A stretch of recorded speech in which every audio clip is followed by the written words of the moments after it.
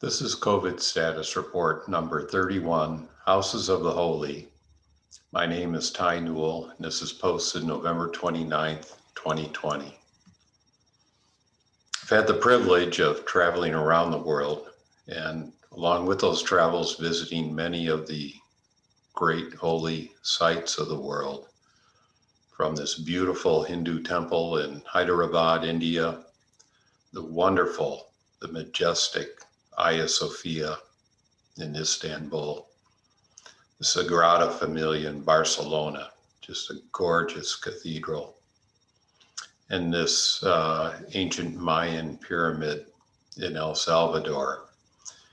And houses of worship are incredibly important to so many around the world in whatever religion that they follow. It's always nice to be blessed. It just feels good. But this time with the pandemic, for our clergy, for our religious leaders, you are responsible for your leadership.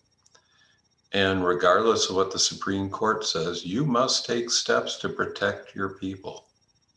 You are a source of a lot of infection. And I don't say that in an indirect manner. I know of many people who have gotten sick from church, take it home, and make others sick. So this is very serious. It's deadly serious. Let's see what happens in a church. Yes, I've collected data in a church, and here it is. Every Sunday, like clockwork, it's too polluted. Doesn't smell bad, but 2,500 parts per million carbon dioxide, that means contagion levels are very, very high. And with no recirculation, with proper filtration to remove particulates, just 1 hour at this kind of level, and your chances of getting sick, if there's someone sitting around you, it's much greater than 50%. You must bring in fresh air, or you must tell people to stay away. Okay? At this level, you would need to cut your attendance by about 25% of the attendance that gave this level to get down to around 800 to 900 where you might be safe. But also remember, you need to be recirculating air through a filter, as we've discussed, and possibly doing other things like ultraviolet sanitation. Now, there's some good benefits to this. Not only do you reduce your chance of getting COVID-19, flus and colds will drop, and cognition productivity, cognition capability, the ability to perhaps listen a little bit better to the word of the day should go up. I showed this some time ago, but just to refresh you on carbon dioxide and how it is your link for understanding if sufficient fresh air is going into a restaurant, into a schoolroom, into a store, into a church, into a temple, into a mosque, wherever. So at 2,500, we see that you're in there for an hour, you're at about 60, 70% chance of getting sick if there's someone around you that's infected. Okay? And if you're there for 2 hours, it's going to go up to 90%. You're going to get it. So what can you do about it? Well, you can open windows and stuff like that, but really, you need a proper system that's moving air in at a determined rate that's sufficient to keep the carbon dioxide level to 800 parts per million or less. Every big box store you walk into, and I've been measuring CO2 in Walmart and Kohl's and other places, and other friends have been monitoring now and sending me pictures and information. And they're all 800 or less. And why? Well, standard ventilation is based on odor, but it's based on odor that only offends 20% of the population. And I'll tell you that these stores know they don't want 20% of people entering it to be dissatisfied with how it smells. So they go better. So it's not because of COVID. They always have had this kind of ventilation level. It's because they want to make sure very, very few people walk in and find the odor in their store offensive. So you should feel pretty safe going in a big box store. But again, you don't have to guess. You don't have to play Russian roulette. Get a CO2 meter, measure it, and then let your friends know where places are good and where they're not. This thing here is called an energy recovery ventilator. There's different brands, various brands. This one's by Renew Air out of Wisconsin.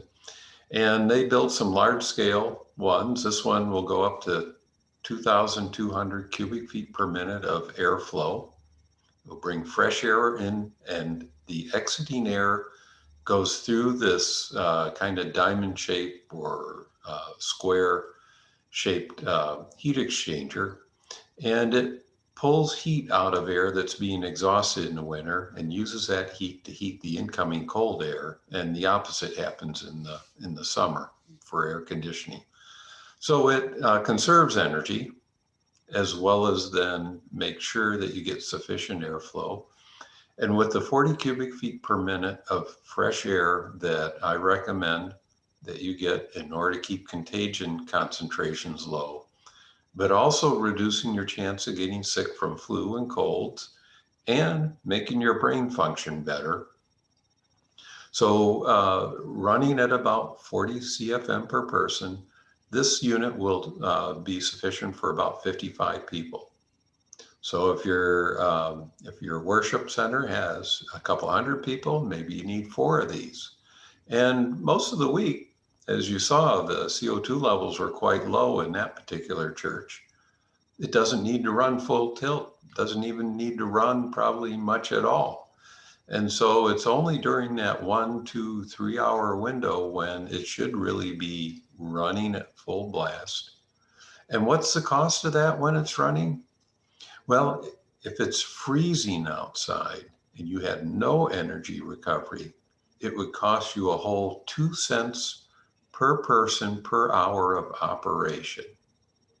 Now, thinking that a human should be worth more than 2 cents per hour, and if you recover more than 50% of it with a device like this, it's only a penny per hour. And you're helping to avoid by a significant amount the potential spread of this contagion as well as others. Don't you think it's worth it? Now, what are these costs? Kind of industry estimates are roughly $6.50 per cubic feet per minute. And that means for about 40 cubic feet per minute per person of this kind of energy recovery ventilator, you're talking about $250 a person. Are people in your worship center worth $250? I'd hope so. So think about it. And then while this comes standard with MERV 8, get MERV 13s, okay? Whether there's a pandemic or not, your lungs will appreciate it. Your body will appreciate not having the inflammation that comes from breathing in particulates of any kind. And then while you're at it, think of adding ultraviolet germicidal or radiation. This stuff really works. It's about 4 watts of electric power per person in order to get about an 85% kill efficiency of any microbes that happen to make it through the filter banks of whatever the recirculating system are. So that's it for today. We're still in a horrendous situation. Fortunately, in many states, the infections are starting to come down, but more than 13 million infections, more than 270,000 preventable deaths, and still about 2 months, but fortunately less than 2 months, of misguided, incomprehensible pandemic response by the US. But you can protect yourselves while others may feel it's a hoax.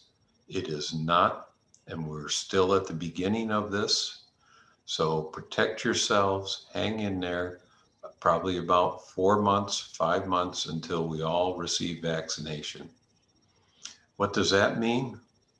Well, next time I'm going to take the modeling that I've been doing and add in how the vaccine will help reduce the infection parameter, which then helps the disease decay out.